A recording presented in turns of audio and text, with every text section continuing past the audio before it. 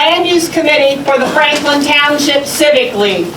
This is clearly an issue which has drawn a lot of attention in the community, so I kind of want to go through very quickly how the process is going to go. The meeting this evening is the first community meeting that has provided an opportunity for all of you to come and hear firsthand what is being proposed and have some questions answered. I will tell you, for those of you who did receive a legal notice in the mailbox, you will see that the legal hearing downtown for the city of Indianapolis is scheduled for April the 10th. That hearing will be continued to May the 15th. So please don't go downtown on April 10th. Don't waste your time. The next opportunities that there will be for the community to come together here and talk about issues, and we'll set up more chairs, will be on April the 16th, which is the next land use meeting, regular land use meeting for the Civic League. This petition will be on at 6:30. We all heard that. If at the end of this meeting, the community wishes to come together for another community meeting just about this issue, we will schedule that meeting for April the 2nd at 6 o'clock. So at the end of this meeting, you will leave here knowing whether or not we're going to have another meeting on April the 2nd. But there will definitely be another meeting on April the 16th. In the meantime, can you hear me in the back? Okay. I was a preschool teacher for 40 years, so I'm used to yelling. If you would like to contact me for information, send your opinions about things, get questions. Again, my name is Kathy Burton. You are welcome to contact me. My email address is cb7801@aol.com. My phone number is 317-847-9959. I will also be asking the petitioner to provide contact information as they do their presentation. The format for this is as follows. First of all, there's a lot of us here. Please turn your cell phones down. Please keep your side conversations at a no. And everybody, it's a crowded room. Our acoustics are questionable. Everybody will want to hear what is going on. So please, Jennifer, don't do that right now. I just want to catch everyone before they go.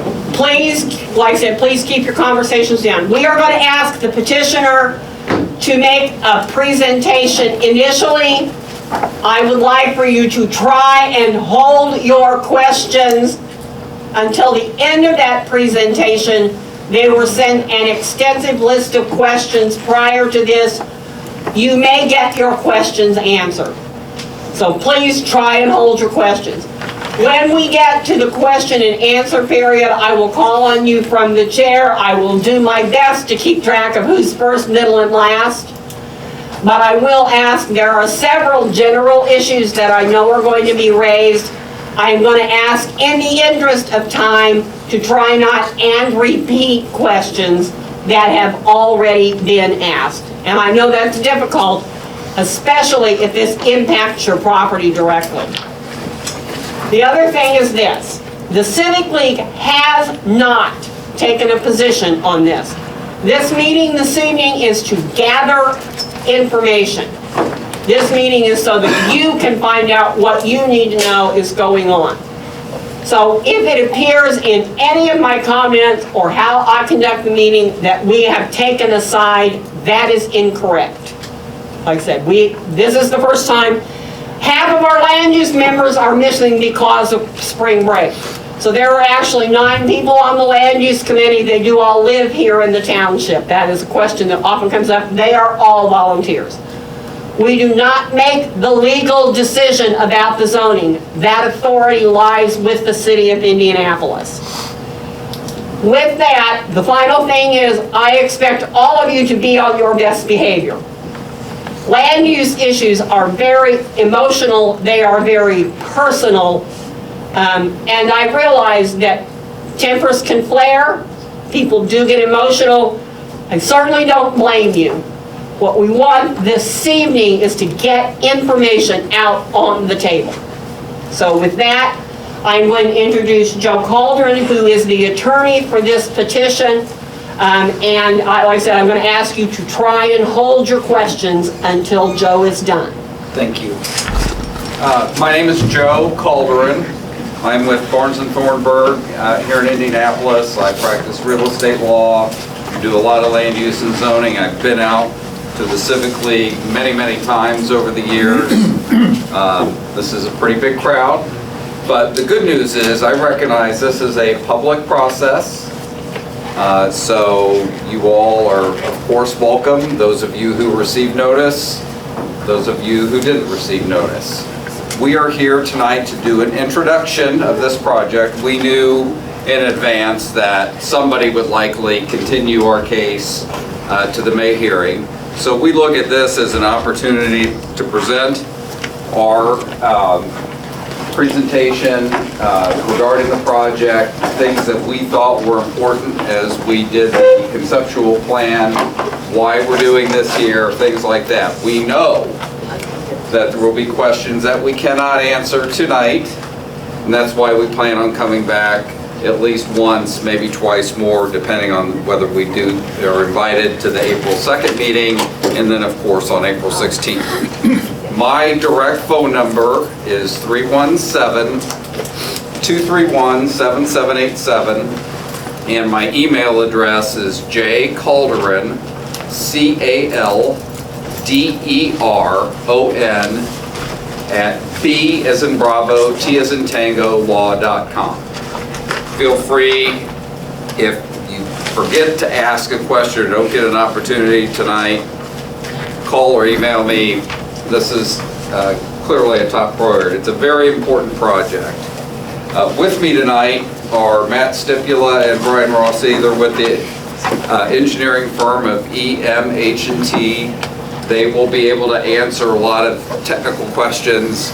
In Franklin Township, we always have questions regarding drainage and things like that. So while we are not at full engineering, we do have a pretty good idea, and we have engaged with some of the permitting people that will be making decisions based on plans that they present to them down the road. We're way, way, way before that. So without further ado, I'm going to run through this. So the initial question is, for those of you who don't know or might have curiosity, what is a data center? And a data center basically is a place where there is storage, computers that store data. So if you look at my phone, I got something from CBS Sports, something else, some other meeting invite. Every time we use our devices and connect to the outside world, that creates data. We watch videos, we stream, we do all kinds of things. Artificial intelligence is certainly at the forefront of data capability now. So data centers manage that information, hold it. They allow us to do all of the things that we take for granted on a day-to-day basis. So, excuse me, we can't see you, can't see the screen, we can only see you. do you want to do that? That would be You better. want to sit down? Thank you. You want this chair, Matt?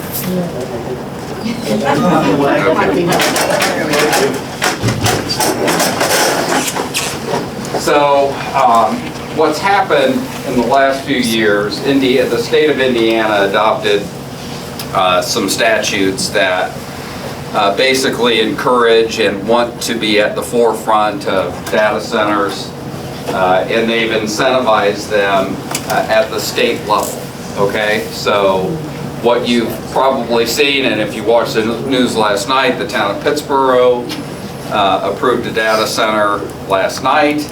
There have been other ones approved across the state for different users. Last night's data center, to my understanding, is what we call a merchant data center, where the developer that's going to be doing the development, building the buildings, and they will rent it out to end users that will rent space to store their data. Let's go to the next slide, Matt. So all the data center campus is having multiple data centers, kind of like a business park within the same single property. So, number one question, why here? We have a client that has been engaging through its real estate brokers to look for sites that are in the general Indianapolis area for reasons of that's where a lot of the data need is. In particular, the real estate team works with utility companies to determine where the best power sources are. So as a combination of location availability, power availability, this location was actually working in conjunction with AES, because there's a pretty big transmission line that goes right through the middle of this property. The other thing about this location, in terms of very preliminary, what we call due diligence, which are initial findings about the property that the real estate development team considers. I'm a small part of that. We look for zoning opportunities that make sense. Some of it may not make sense to you sitting here tonight as nearby property owners, but in Indianapolis, we are what we call a comprehensive plan jurisdiction, meaning that the city of Indianapolis has mapped out where they expect and want, based on, supposedly, community input, where they want commercial uses to be, residential uses to be, industrial uses to be, and the significant majority of this site is planned for either light industrial use or mixed use office industrial. This site is also located within a critical area of the comprehensive plan, which gives us some additional guidance. There were no uses restricted in the critical area. What it did say is, listen, we know that this quadrant is bounded by residential, particularly to the east, the south, and across Troy to the north. And the critical area says, we would like you to buffer the perimeter appropriately, and we would like you to kind of internalize the development. We would like you to use your truck traffic entrance, your main entrance, off of Post Road and not the other roads that surround. Right now, we're planning on having our main entrance both for construction and ultimate use off of Post Road across from Manheim. When we talked to the city planning department about this, what kind of zoning we would want, what they would like to see, there were several options. There were light industrial options, I-1 or I-2, or what we ended up filing under is a CS, which is basically a commercial planned development. And the reason that the city wanted the CS is they felt like they could restrict uses a little better, and that they could kind of control the development through a development statement and a conceptual site plan, which is not technically required under the general categories of I-1 or I-2. Again, this site is already served by utilities. We are working with AES on the power and working with citizens on water. We have about 470 acres as part of this, which is enough to kickstart the development and then fully complete it out years down the road. One of the things that we heard that was important to the community and some of the rumor mill is Who's doing this? I'm under attorney-client privilege. I can't tell you exactly who that is. What we will tell you is that this is a United States-based company. It's a Fortune 100 company. They choose to remain anonymous as they go through due diligence. We hope you can understand and respect that. But this is an experienced company, obviously with the financial wherewithal to get this done, and they work with data all over the world and with significant operations in the United States. So, as most of you may know, Indianapolis has a variety of zoning districts. They all have a letter associated with it, and then in many cases a number. In this case, to the post road frontage, there's already existing commercial. You can see the C4 just south of the interchange, or just off of the interchange at Post. There's a little bit of that that's part of this project. The vast majority is DA, meaning that's basically our last agricultural designation under the zoning code. DA is typically a placeholder for something that might be developed in the future. In this particular case, the DA would allow farming, it would allow one house every 3 acres. It's not a significantly dense district. That's as a matter of right. Now, if we go to the next slide, and this is the comprehensive plan, you can see it outlined in red. You can see the purple and the lighter shade. That's light industrial and industrial mixed use, transitioning towards residential on the east at Davis. So the comprehensive plan is kind of the guideline for future land use and is the principal document that the city planners look to when they make a zoning recommendation.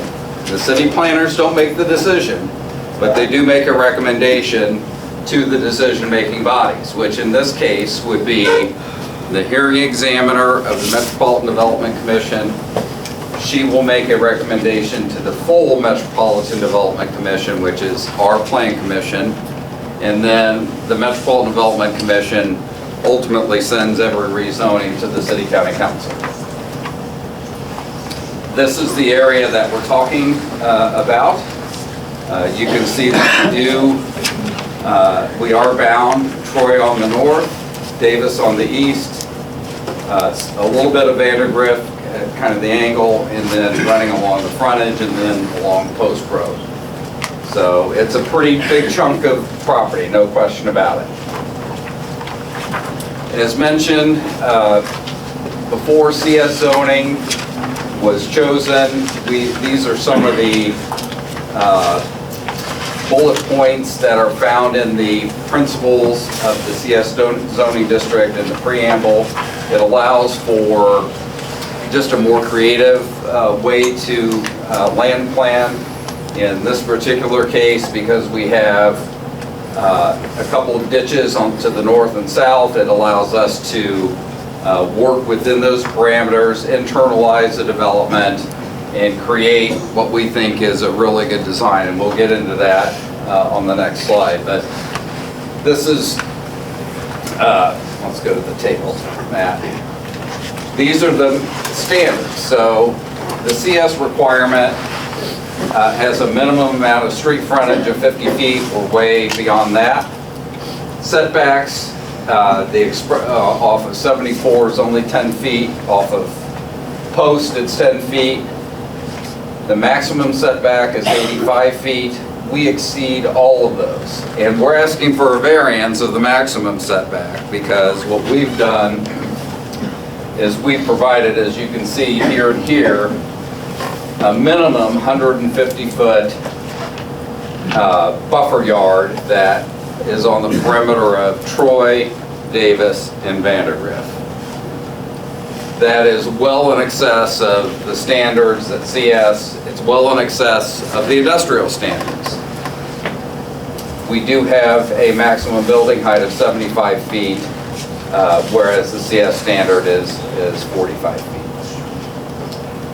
So this is the conceptual plan that we're showing. You can see the setbacks and buffers. You can see, is it the Miller ditch that's up top, or the Fisher? The Fisher ditch is the top one, the Miller is the We're bottom. not doing anything to the north of that.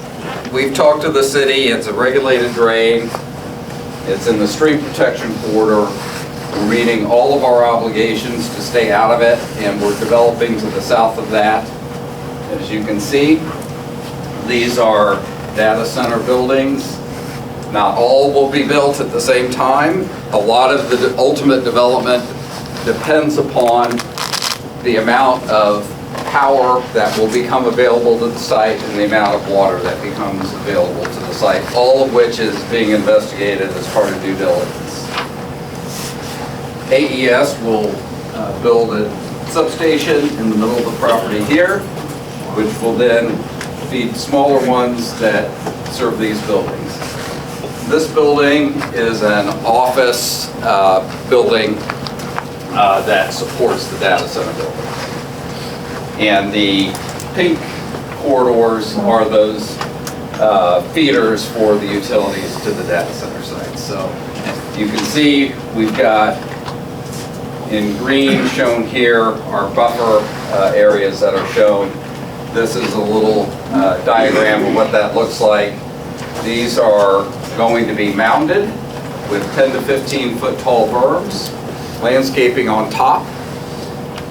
We believe that that will provide a significant screening and buffering, particularly over as the plantings grow over time, all designed to protect our neighbors, residential neighbors to the perimeter.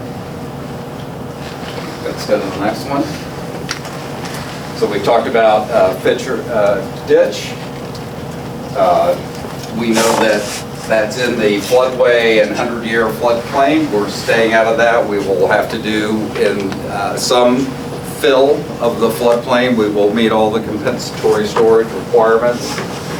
Miller Ditch runs to the south of the site, both running east-west.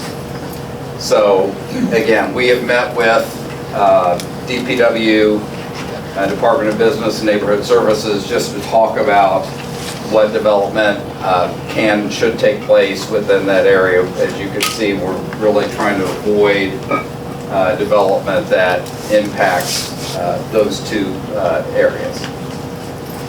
Next slide. So post road entry, this will be temporary and then permanent. We don't know for sure. There could be an entrance to Davis, from Davis Road for construction purposes and/or emergency accessing for emergency equipment down the road. That is still something that's being worked on with the city of Indianapolis. Most of all of you know that there's a roundabout project being proposed at Troy and Post. We will and have been engaging with DPW in terms of the scope of a traffic study, and that will be worked on as we go through this process. Believe it or not, this is not a heavy traffic generating use. This is not a warehouse project where you're going to have semis coming in all the time, 24/7. This is, once construction is complete, it will be mostly passenger traffic, and there will be some, but not nearly the typical amount of industrial truck type traffic. So we've done a few. One of the other issues that we believe that you've heard about or read about is noise. As mentioned, one of the things that we're doing to kind of mitigate that is to provide that enhanced setback and buffer with those 10 to 15 foot berms and vegetative screening. That will help. We will also study the actual noise, both ambient and then what we produce to model the site and assure that we're meeting whatever, the Indianapolis standard is kind of vague. It just says you can't produce noise that would injure adjoining property. So we intend to meet all of our performance standards, including noise and everything else. And then there's lighting that kind of goes hand in hand with that. There is actually a 2-foot candle at the perimeter standard max. We will not exceed that. All of our lights are full cutoff, right? All of our lights are full cutoff shields. So, next slide. These are some images, just basically taking a grade at the current condition. This is from the north east corner of the property at Davis and Troy, looking back to the south and west. That's what you see today. This is what things will look like in a few years. You can see the fencing is not industrial style fencing. The perimeter fencing is basically more decorative. It's not really a security fence at all. There is internal security fencing, but that is not what any of you as neighbors will see. You can kind of see the diagram and the berming. You can see, look real hard, kind of the building between these trees over here. So that's what we think. This is kind of an overhead view of that image was taken. This is at Troy, kind of in the middle of the property. You can see obviously there's farm structures up today. Go flash forward into the future and you see kind of the same image. Shouldn't be able to really even see anything. We're going to be set back pretty far, obviously south of the ditch, no matter how many buildings are built. This is Post Road, looking back. So Post Road is probably the least sensitive for most of you in terms of buffering because there's already commercial and industrial traffic and uses. This is what the intent of the buffering would look like, kind of at that northwest corner. And this is Vandergrift, which is how it bends down towards the south. That's the existing condition, looking back northwest, and that's what you can expect to see down the road. So, go to the next one. So, we'll just summarize again very briefly. This case is a zoning case that seeks a CS zoning, which means that it will be subject to the development statement that is on file. It's probably not finalized because we've got to engage with the public and with the planning staff. There will likely be what we call zoning commitments. We've done enough cases out here to know that we can get away with not having them, which will put a lot of what you see into writing. Like, for example, we will have a minimum berm of 10 feet or something along those lines. And those types of things end up being part of zoning commitments. Those get recorded against the property, meaning that no matter what happens, as long as that CS zoning is in place and being used, then those commitments apply. So you just can't transfer the property out of the commitments. They actually get recorded against the property. Again, we had already programmed tonight being an informational introduction. We know we'll be back a couple more times, so feel free to take a deep breath. And if we don't get to everybody's question tonight, there will be opportunities. And the next time we come back, we hope that we are able to answer questions that we can't tonight. We have a pretty good idea of everything, but obviously we don't know everything. You want to have the committee first or community first? We're going to have the community first. Okay. Okay, so we're going to move into the question and answer period. Before we do that, just as a show of hands, this does sit on the Franklin Township, Warren Township borderline, so it impacts both townships directly. If you are from Warren Township, can I see a show of hands? If you are from Franklin Township, If you are just here because you had nothing else to do today.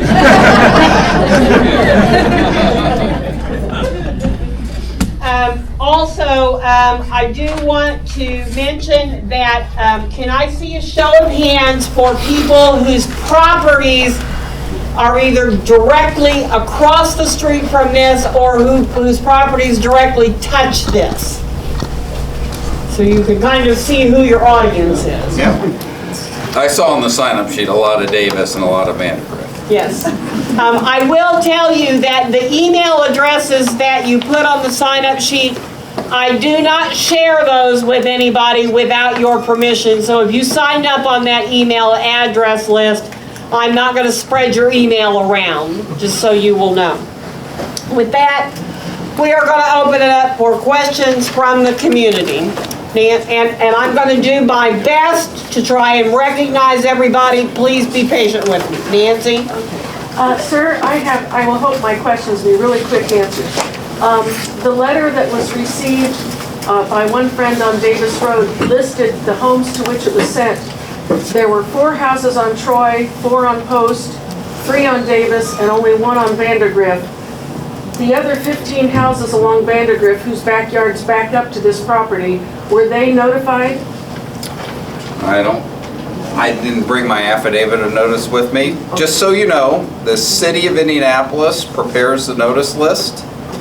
And those who are entitled to notice are owners within 2 ownerships deep, properties deep, or 660 feet, whichever comes first. So when there's residential, there should be everybody that's across the street. And then typically going 1 parcel deep beyond that. Plus city councilors, neighborhood organizations, and everybody else that's entitled to receive notice. But the parameters are... Since so many were listed on You can contact the city planner if you have a question about who got notice, or if you want me to do it, I will do it. If you want to contact the city planner directly, her name is Marlene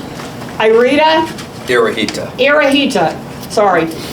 She can be reached at 317-327-5374 or at marleheta@nd.gov. That is the city planner. That is assigned by DMD to review the petition on behalf of the city. But like I said, if you'd like to contact me, we will find out who got notice, okay? Thank you, that's it. I got another question. You said this would be city water, so it's not going to affect those of us as correct. well. No impact on wells. And the last 2 questions, what was the type of light? You said something about a cutoff light? If you look at a light that's on the exterior and you see a hood coming down and then So the it's light down, shoot over. source within it is within that circumference of that light fixture, that's cut off. So it's down. Yeah, it's meant to avoid light spill. Okay, last question I had, and those of us who live in the area will be familiar with this. That area, the photo you showed of Vandergrift Road, whenever there's a heavy rainstorm, that is underwater for days, sometimes weeks. What mitigation can be done so that that water that currently stands in that field, once you pave it, doesn't end up in our houses? We drove by tonight, so before the meeting, so we saw it. We are actively looking into that with the storm outfall options and helping to mitigate that. That is a jurisdictional wetland that has been delineated. So we're going to try to work around it. Part of that is maintaining flow to it, but also, again, part of this is also understanding that's this exact point of flooding issues and try to mitigate that with anything we do. And all of this site will be designed in accordance with Indianapolis standards, which basically provide requirements for that so you aren't overwhelming an outfall or making a situation worse. Like I said, goal would be to make it better. Do you know what the classification of the wetlands is? Not yet. We have not gotten the final determination back. Okay, one of the gentlemen right up here in the front with a ball cap, and I don't know which one of you raised your hand. I did, but you kind of already touched on some of my questions. I live in the northwest corner, the very first house that was excluded. We have well water, and we were concerned about the well water contamination, of course. And then the buffer zone, we had just a couple, and my neighbors as well had some questions about, will it be maintained, who's going to maintain it, what's going to be planted? And there's some structures that's going to be in it. Will those structures be taken out immediately and this be part of it, or will they be allowed to fall down and like for years until this gets done? We have a farmhouse directly next to Oh. us with their outbuildings, and so that's what we're concerned with. It's Gotcha. gonna be, They've got a it's gonna let it dozen or so dilapidate, structures. it's gonna be torn down. Is it the one on post? Yes, We were sir. right on the corner of Poston. You're saying these ones right here? Yes, so we're Yes, right sir. there by 40, Okay. 30, 43. I think our intent would be that they would be coming down with the buffer. Okay. Or if we want to keep them for aesthetics, we can pull the buffer back. So The, We want them. the buffer has to be maintained by us, by the developer, operator, under the ordinance. Typically, we're asked to put that in writing as a commitment as well, which includes replacement of dead, dying trees and things like that. So ultimately, the city is probably going to want a mixture of tree types. Sometimes neighbors say, we really want this skewed towards evergreens. So we'll listen to what you all, particularly those who are joining us, really want, and we'll work within those requests. Okay. And then, I guess just to your question about the well water, like the Citizens Energy Group will be providing water, so there won't be any wells on the site. As far as discharges go, any water that's used would be going to a sanitary system to a treatment, so there wouldn't be any direct discharge. Yeah, my immediate concern was the chemicals used to Treat the wastewater. yeah, if it's not agriculturally safe and you're putting it out and I'm drinking the water that's under it, that was my concern. Yeah, so all of that, any water that's used is going to be sent to a treatment facility and it's not going to be discharged Perfect. on site. Okay, I'll give you 2 minutes. There was a gentleman back here, yes, with the beard and glasses. Will your presentation be available to us online to study? I can email it to you if you like. Okay, did you get my email address? Yes, I have. Okay, he'll send it to me and then I'll send it to anybody that asks for it, Thank you. okay? Okay, we're gonna go here and then over here. I have two questions. First off, thanks for putting this together. I think you just showed us the 50,000 foot view.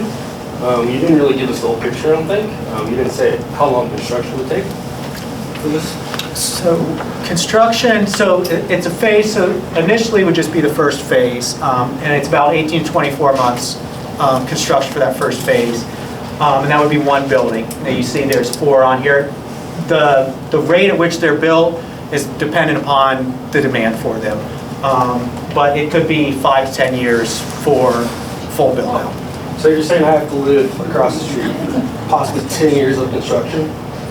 Well, it's not all day, every day for 10 years. Yeah, I guess from the start to full build out could be up to 10 years, but it wouldn't necessarily mean that it's 10 years of construction. But there's going to be groundwork for 10 years. There's going to be jackhammering every once in a while, ground movement, correct? I mean, the full build out of the project could be, yeah, it could be that time frame. It depends on demand, is really what's going to drive that. It wouldn't be, this is a huge site, as you can imagine. So let's say we were just doing a regular industrial park and you start out with one building and it's a build-to-suit that you know, and you've got land for other build-to-suit opportunities. It's just going to take time. Okay. We understand.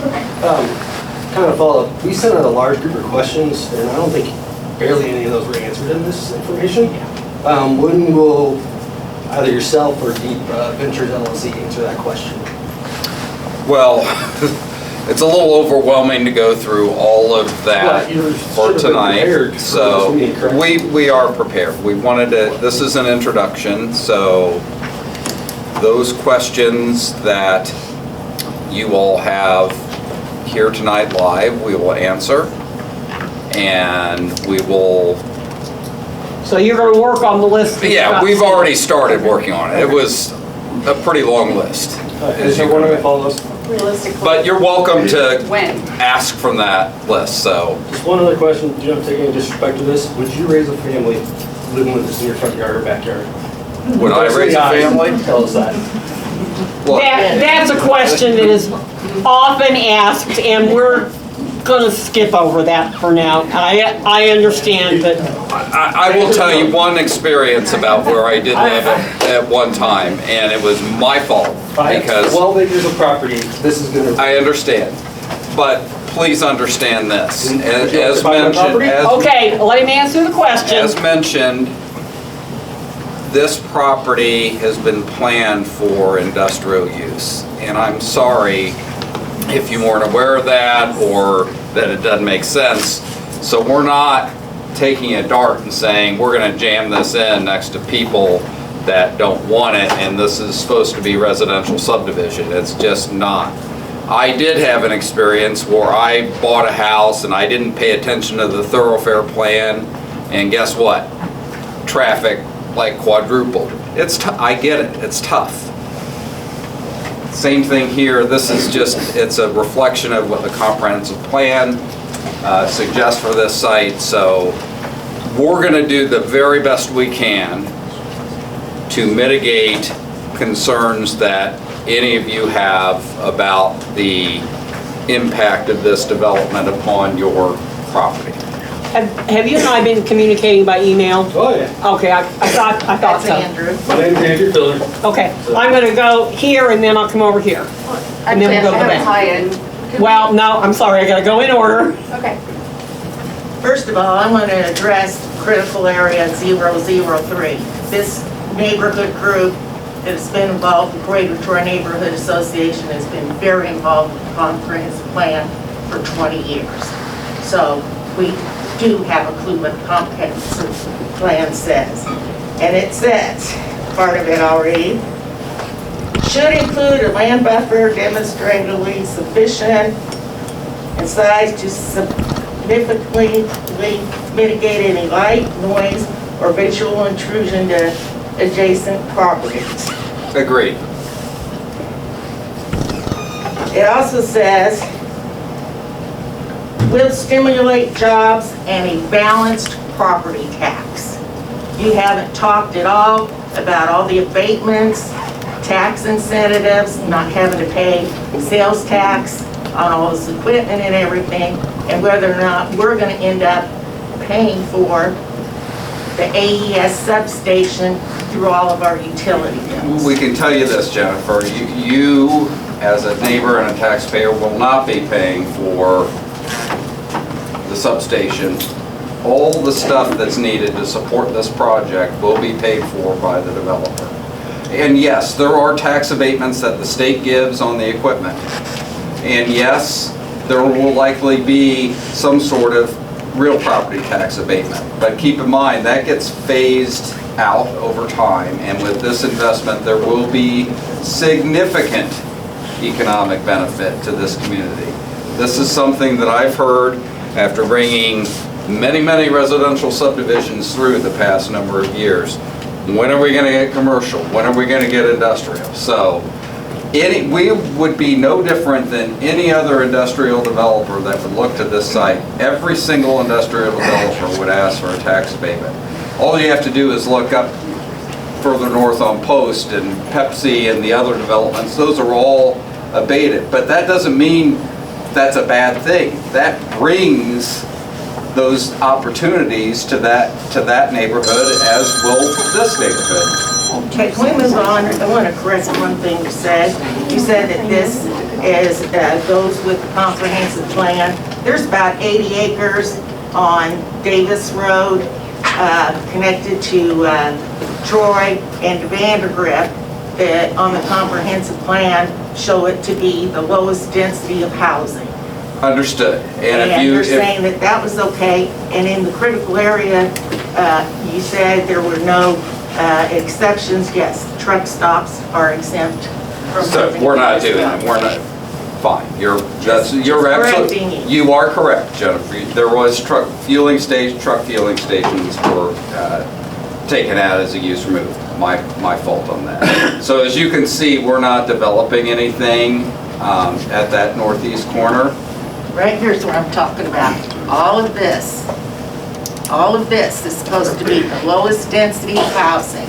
And everybody in Greater Troy on the email list has copies of the comprehensive plan. You're pretty educated. And I think I mentioned that the Davis Road frontage was residential. Yes, I did mention that. So, Okay, we're gonna move over here. The young lady's sitting in the closet. Yeah. And then there's a gentleman back there that has a beard and kind of a gray shirt, and I think glasses on top of your head.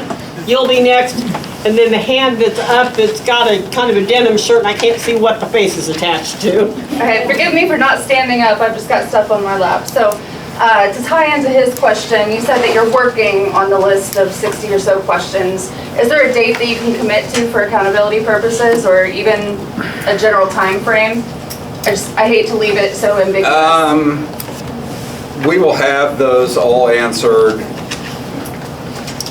on or before the next Franklin Township Civic 16th. Which is April 16th. Okay. If we can do it sooner, we will. Full disclosure, I will be out of town on vacation next week, so that puts us into that first week of April, so I don't think we'll have it pulled together for April 2nd. I just appreciate a date for accountability purposes. Here's another addition to your list of questions. Thank you. I'm just gonna really quickly, so I know they need generators to make sure that if there's ever a power outage, Right. the power stays on. Now, typically, those are diesel fuel driven, correct? Yes. Okay, so how much diesel fuel are they planning to keep on site, and how are they planning to store it? So everything is in belly tanks, and then the generators are just... Water belly tanks.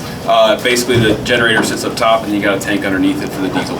So it's all above ground? All above ground. Not one big storage tank. Basically, the generators are intended for, obviously, the emergency use. They will test them by code. You have to test them per week, and they will alternate that in sequences so that not all of them are turning on. And then the whole process of when they do actually turn on is only for a certain period of time. They're not trying to operate the entire building off of generator power for the foreseeable future. That's just a transitional period.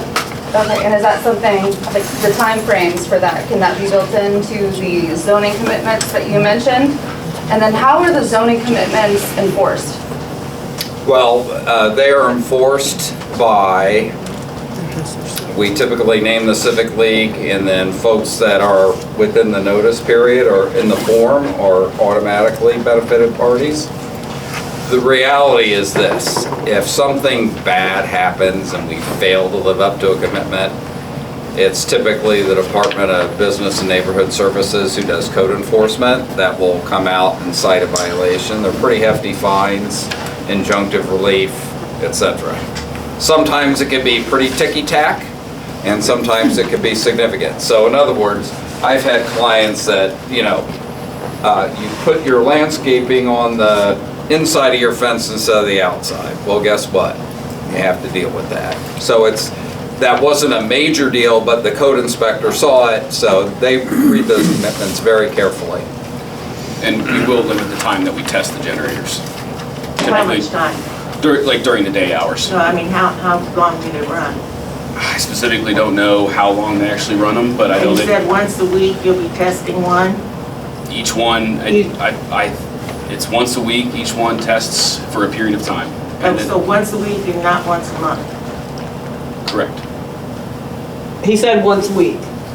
For all of them? Yes. Each They have of to them cycle has to be through, yes. tested once a week, but they won't all be tested at one time. So Do each you have of any other them questions? Once a week, how many, because I mean, Okay, that's a Again, that's question that rather we're going, that's a arbitrary, question so- that you Yeah, should put on the we'll work list on it, then to yeah. find out.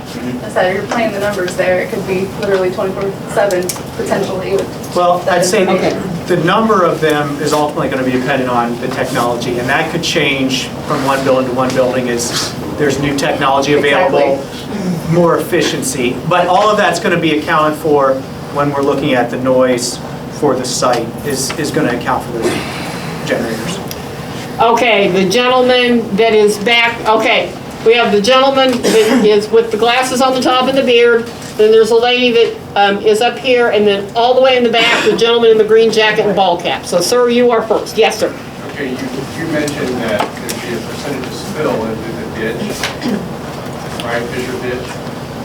As far as, There'd be percentage of spill in Fisher Ditch. as far as the development, as far as, Yeah, after the development's done, you would give me some spill into the. So, storm discharge. so we would have Storm discharge from the storm pond. discharge from the So pond. that ditch is sufficient for that piece of property, but it also is conjunctive to the property north of Davis. That neighborhood has issues with water. And if we start filling that ditch with percentage that ditch already can't handle, that's my concern. And I just want, I'm sure you guys will do a complete survey when it comes out. But as you drive out, you might want to go up Davis Road and see a couple folks' houses. Yeah. Just north of Troy. So- North of Troy. I guess a couple things with that. One, as far as the development, extending into that ditch, we will have, we aren't developing anything north of the ditch, and that's where we'll be provided basically with compensatory storage, so anything that we do that impacts that floodplain, we basically offset that by creating that much storage on the north side. So you'll grade it out. Exactly. And then as far as, discharge, so with the regulations, really the purpose of the regulations is so that you are not increasing what's getting to that ditch. So there's not a negative impact to upstream or downstream. And we'll be complying with all of those regulations. And you can see kind of on this site plan, these areas, I'm assuming they're in blue. Colorblind, but anyway, these would be basins that would be controlling any of the runoff and releasing at a slow rate into that ditch. And then my second real quick question is, you said this might be a 5 to 7 year. Sir, I'm sorry, could you talk a little bit louder? My second question might be that this is a 5 to 7 year build, but the perimeter skirting is going to be done first, right? So right now, the reason we had the renderings from Troy, with the berm coming later, so you can kind of see from the Troy perspective, from a day one, over time, we will build that out. We're intending to do the west and the east first. And the south. And portion of the south of the substation. Okay, I'm so sorry, but we need to kind of keep in order, so. We will. And I don't think you saw Take that me, back, but, though. I did, but. okay, thank you. Okay, there was a lady here with kind of a dimmed, yes, you. And my question is, I live on Vanderbilt Road, and every time we get a downpour of rain on the end of the property, the farm property, that water goes over into a pond, which they put in years ago to kind of help with the water situation. And after that, it goes all the way about 4 or 5 houses, and it's so bad, they can't get in their driveways, and it's actually gone up to their doors. What is going to be done to rectify that? So as part of the stormwater solution, obviously, we drove by tonight. We're gonna take. Yeah, that it's slow down. Yeah, it's very low Okay. now. I saw. Okay, I'm sorry, let him answer the question, but you do need to speak up. Okay, so as part of that overall stormwater solution down there, that's what we will be looking at from a downstream outlet perspective. So from what I saw tonight, there's a solution, or not a solution, but there's an issue that we need to investigate further with our design, as well as obviously alleviate something else that's downstream of us to help benefit everybody. So we need to explore it more. Can't give you an answer right now, but we will take that back. Okay, okay. There is a wooded area back on that property. And there's a lot of wildlife that goes through there, deer and everything else. Are you going to be taking down all of those trees to put in your... You're talking between the two eastern buildings? The correct answer would be no. At least she's talking about next to the substation. So what I can say for right now is we are actively doing a tree survey to figure out what is in there, what implications there would be as we expand further to the east You're building west to east is how we're intending to do this. Technology changes, footprints change for buildings, that sort of thing. Obviously, we're trying to keep up with efficiency and changing technology. So the buildings could become smaller, or they could be bigger. I don't know. It's just every week is different in the industry. So we're just trying to document what is there and plan accordingly as we kind of phase out and work our way out to the east. Okay, all the way to the back, the gentleman with the ball cap. I'm sorry, it's The gentleman in the back. Were you yielding the floor to her? Okay, got it. I have two questions. Your equipment is going to be obsolete at some point, right? Can you get your e-waste? E-waste. E-waste, what are you gonna do with e-waste when the buildings or the equipment become obsolete? So from our client's perspective, and this kind of goes to some of the questions on the sheet, I believe. So they have owned and operated all their campuses. They have campuses that are 15 years plus and no signs of them diminishing or being phased out. They will progressively phase out old equipment and bring in new technology. That's both inside the buildings and outside the buildings. As far as that, I don't know the answer. That's something we can take back as far as what they do with that equipment. Second question is, these data centers use a lot of water to cool things down. And in that cooling process, they pick up a lot of metals and things possibly like arsenic. You said that water that was going to be discharged was going to be offside. Where is it going and who's paying the filter? Or is there any payment filter? So as far as, I guess, the first question was water usage, we're working with Citizens Energy Group, but as far as the technology that would be used for cooling these buildings, there's air-cooled technology, there is water-cooled technology. That's going to be dependent on what technology is available and what water is available. So that's kind of the first part of that. As far as the discharge, so as it's used, it does pick up, it does become contaminated water. That's where it would go to the sewer, to a sewer treatment plant. Is that on site? No, that would not be on site. And also any improvements that are required as part of this project would pay for. So we will be discharging to the sanitary sewer on Davis that feeds basically existing wastewater treatment facilities that Citizens owns. A lot of times with the processed water that is used to cool, it's just the cycle of concentration that increases. A lot of wastewater treatment plants almost complain that our water's too clean when it actually gets their system because they like the bugs in the wastewater treatment plant. So Citizens has already confirmed that our amount of discharge and everything else will not mess up their system. And so that process discharge will then just go by gravity feed like any other toilet or sink or anything else to the same place that everyone else's goes. Okay, hold on just a second. We gotta go in order. Who was it that was speaking back there in a real soft voice just a minute ago? It was a woman, I think? Yeah. Okay. Is that her? Who? Show me your hand, I gotta see it. I think she was. I think that was her. Okay, all right. Okay, then we're gonna go up here and then we'll go to the gentleman here with the glasses and the... Yes, and maybe I misunderstood, but I'm a firm believer in fairness and exposure. And I think you said that you couldn't give us the exact name of this company. I'd like to know the name of the company and their address so we can look into it and find out about the company. I can't. As their attorney, I have a duty of confidentiality, so I cannot. Can you tell us how many people have signed those disclosures of confidentiality? NDAs. I don't know. That's not fair, that's not exposure, that's not giving us anything to look into. I disagree with that totally. I appreciate you bringing that. If you're gonna do business with a company, you need to know what the company's about. Understood. And like we said, during the due diligence phase, we're not allowed to disclose that. Joe, Yeah. if you could go back and, I understand the confidentiality thing, but if you could go back and convey to your client that that lack of transparency is going to work against them.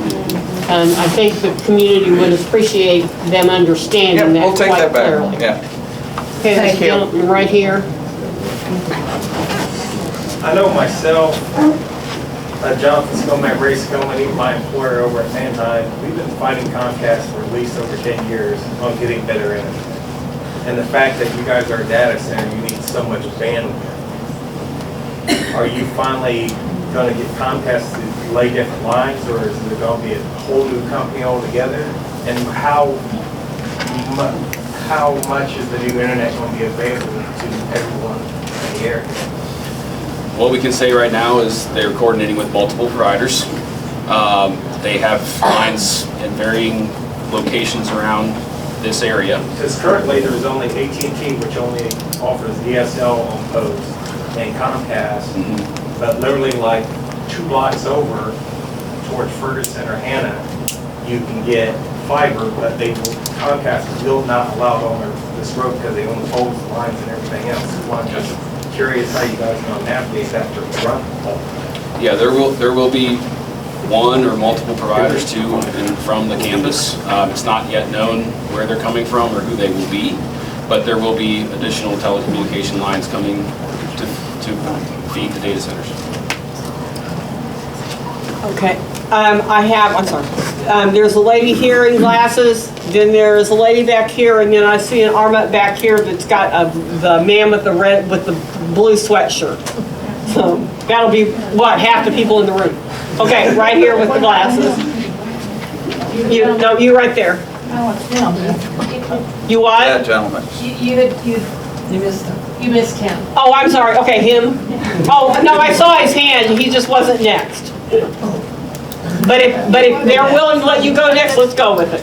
It's fine.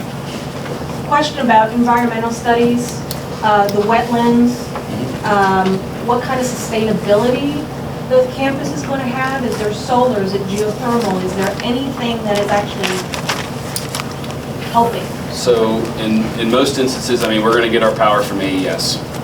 And so as far as on-site from a solar and wind perspective, typically that does not generate enough for us to use at the data centers themselves. Now, AES may have a separate project off-site somewhere that they're going to do that may help support this project. Don't know. That's part of the MISO market and how they get the power to us. Linked to that briefly, there was recently legislation passed that would permit at small nuclear facilities on site. Do you have any intention to use that? At this point, I have no idea. Did you have another question then? The wildlife, like, are you guys looking at the environmental impact? Yes, so we're doing all the due diligence that you typically see. We're doing endangered species studies, we are doing wetland delineation studies, phase 1 environmental studies, geotechnical studies, all the above. They're still in process. And we're submitting them to the appropriate agencies, obviously in advance of any sort of permits that would be required or anything of that nature. Is that something that is then available to the public as well? Once it goes to the agency, then it's going to be a public record, once it goes to the agency. I think that's considered intellectual property that they are not under duress to disclose until they submit it to the public agencies. Because we're talking about noise and light, but those are impacts, not just residents, but wildlife and such, which is a concern. Sure. And we'd like to know the question as well.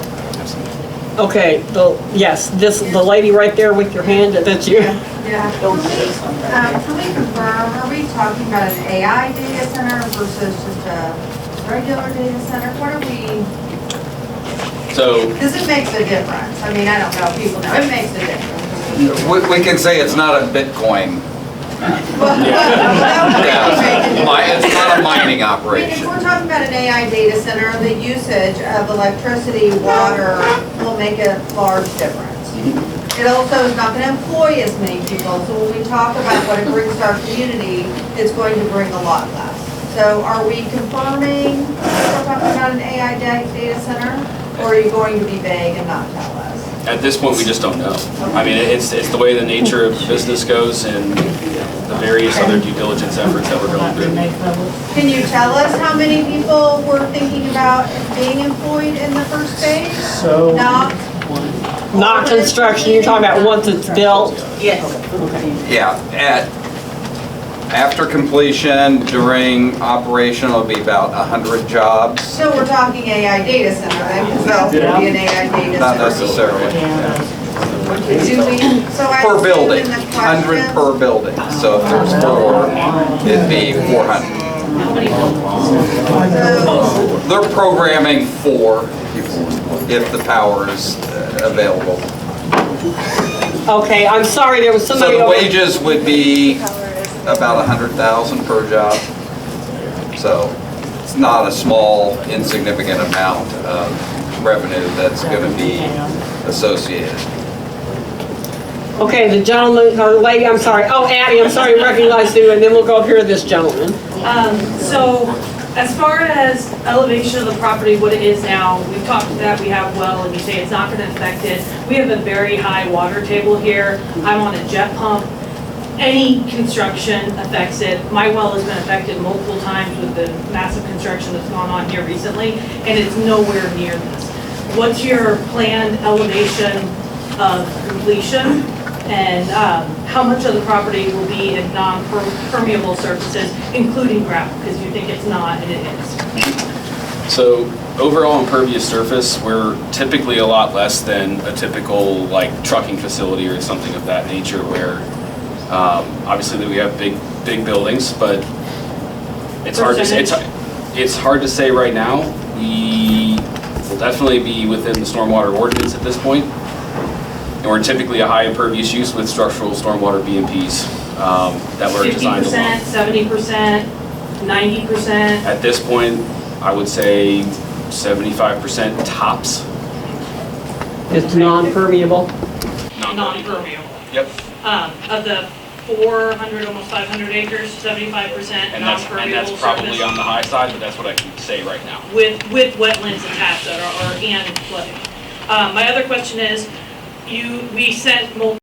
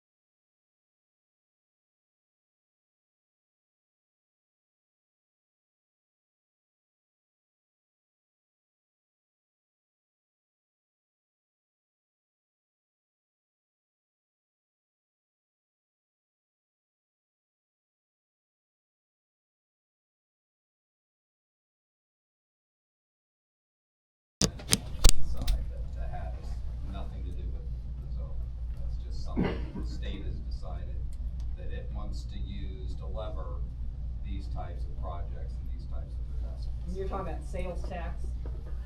Personal property tax. As I understand it, there are also statutes in place that would exempt you from sales tax on purchases going forward, so is that anything? That could be, you I look don't at? know, that's a good question, I don't know the answer to that, but I can find out. Okay, right here.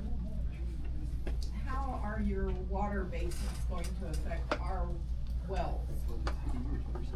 So all of our water's coming from the potable water source, and so as far as from a stormwater perspective, we're pulling water from the potable water source versus the aquifer.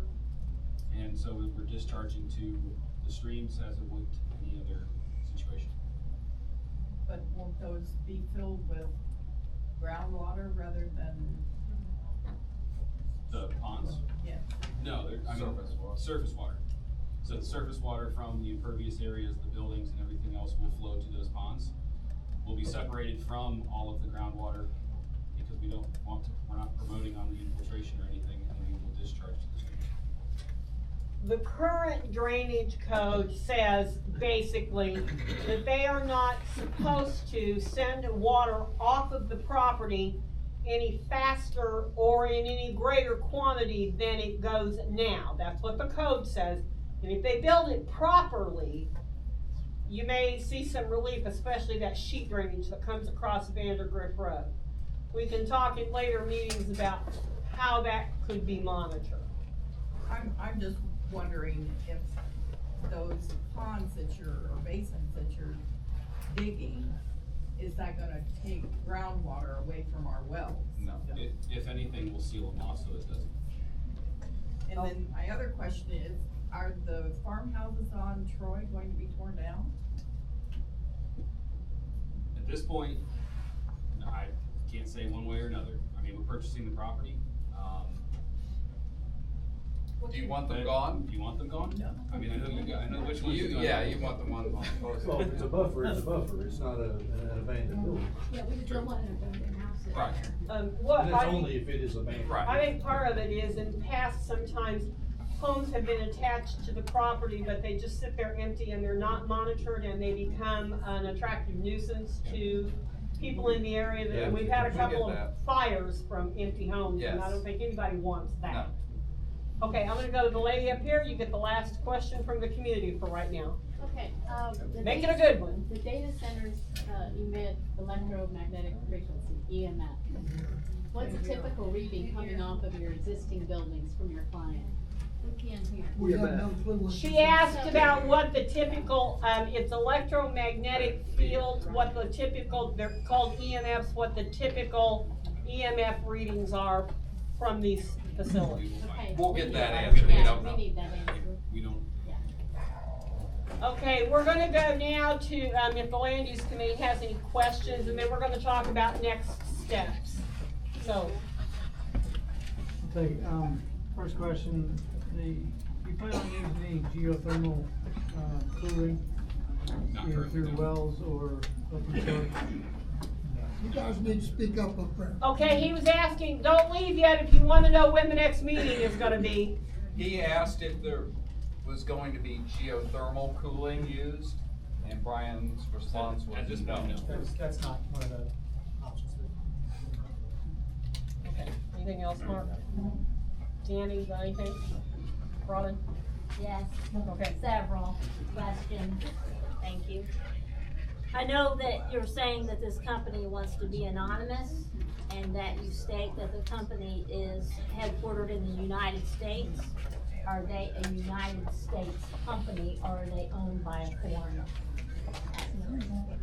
Publicly traded.